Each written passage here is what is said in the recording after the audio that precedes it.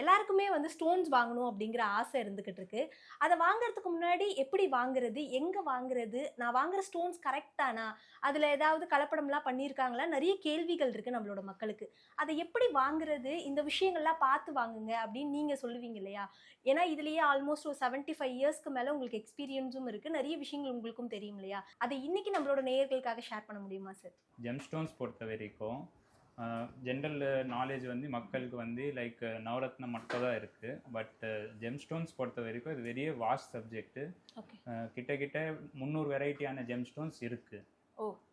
300 வெரைட்டியான ஜெம்ஸ்டோன்ஸ் இருக்குது. அண்ட் நம்ம இந்தியாவில் பொறுத்த வரைக்கும் நம்ம மெயினாக நம்ம எஸ்ட்ராலஜர்ஸ் எல்லாமே 9 நவரத்னுக்கு மட்டும் தான் இம்பார்ட்டன்ஸ் கொடுக்குறாங்க. அந்த கிரக பிரகாரம் இது கொடுக்குறாங்க.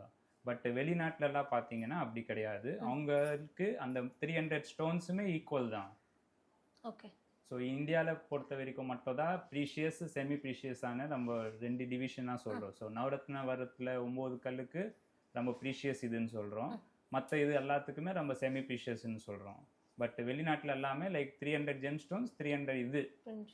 ஆமாம். அண்ட் அவங்களுக்கு அந்த 300 ஸ்டோன்ஸுமே ஈக்குவல்.